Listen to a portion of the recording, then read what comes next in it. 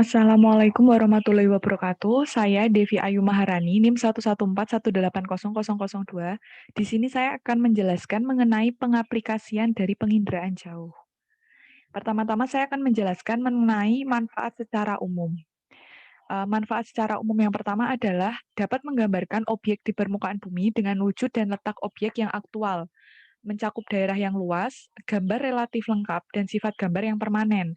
Mengapa dapat menggambarkan objek secara aktual? Karena dia akan mengambil foto-foto dari bangunan-bangunan atau objek-objek yang terdapat di permukaan bumi, dan itu biasanya itu bersifat permanen, kecuali objek-objek bergerak seperti kendaraan. Lalu dapat memberikan gambar tiga dimensi jika dilihat dengan menggunakan stereoskop. Stereoskop merupakan alat atau cermin untuk membentuk penampang tiga dimensi dengan dengan dari beberapa pasang foto udara yang telah diambil. Lalu yang ketiga adalah proses pembuatan cepat meskipun pada daerah yang sulit ditempuh.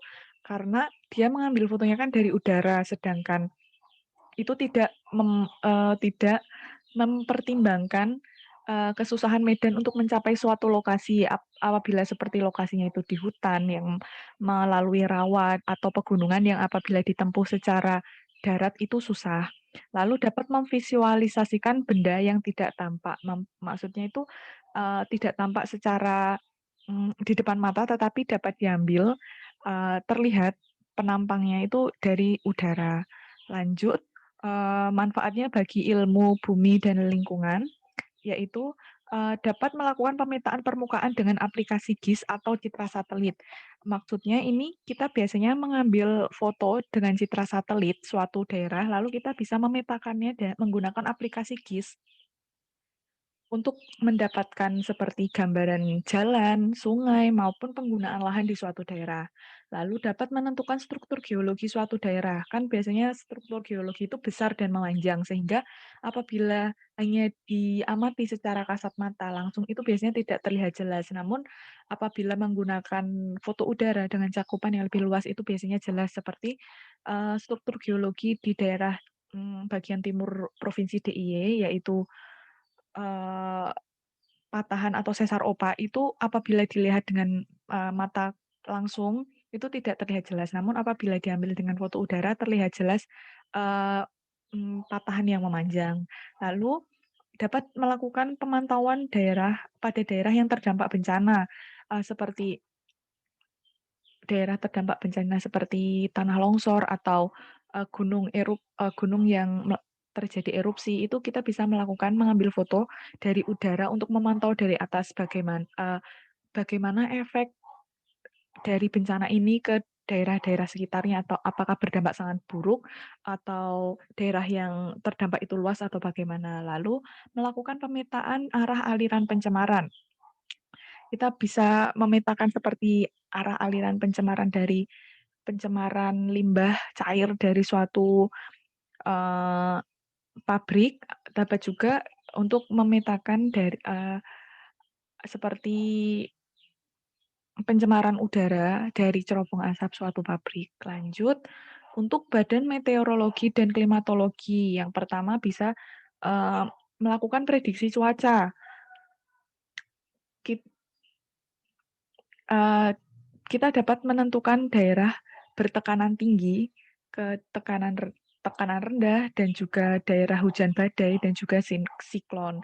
Lalu kita bisa melakukan perekaman pola awan. Dengan perekaman pola awan ini kita bisa mengetahui bidang pergerakan tekanan udara, yaitu seperti yang pertama tadi, dari yang bertekanan tinggi ke tekanan rendah, begitu pula sebaliknya. Lalu kita bisa melakukan pemodelan meteorologi dan, set data klimatologi. Lalu kita juga dapat mengamati kandungan air di dalam udara, sehingga kita bisa mengetahui iklim, suatu daerah tersebut. Lalu kita bisa mengetahui sistem pola angin, dengan cara mengamati pola angin permukaan. Wahana atau peralatan yang diperlukan adalah satelit seperti, Synchronous Meteorological Satellite atau SMS.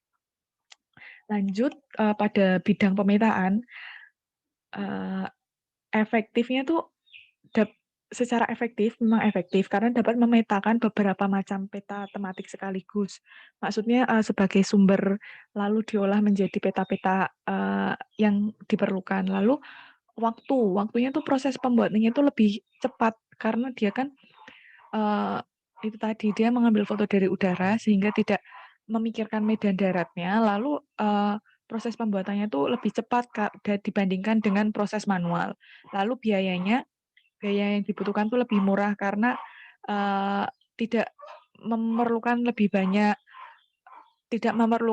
banyak sumber daya manusia yang untuk mengerjakannya. Lalu untuk memetakan daerah yang sangat luas dengan waktu yang cepat, karena dari atas ya, jadi kayak bisa semakin tinggi akan semakin luas daerah yang dipetakan. Begitu pula sebaliknya, semakin rendah berarti semakin sempit daerah yang dipetakan. Lalu pemanfaatan foto udara atau citra hasil penginderaan ini biasanya, untuk kegiatan pemetaan daerah rawan bencana seperti yang tadi sudah dijelaskan, seperti banjir, gerakan massa tanah, dan juga erupsi gunung berapi. Lalu, di bidang transportasi dan urbanisasi. Nah, foto udara atau penginderaan jauh bisa dilakukan, untuk mendapatkan update pada, rute jalan.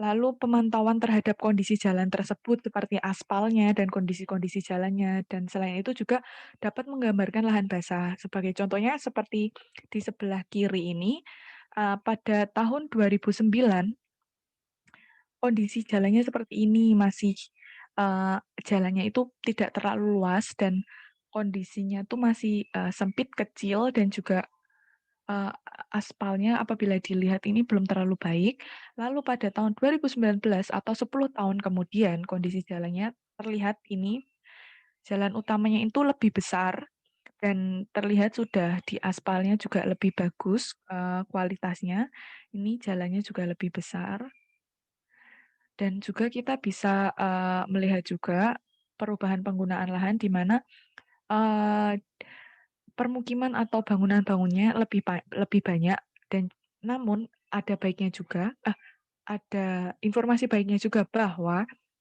eee, lahan terbuka hijaunya juga lebih luas dan lebih banyak. Ini adalah sumber-sumber yang saya gunakan, dari artikel yaitu pemanfaatan penginderaan jauh yang dibuat oleh, organisasi Lindungi Hutan.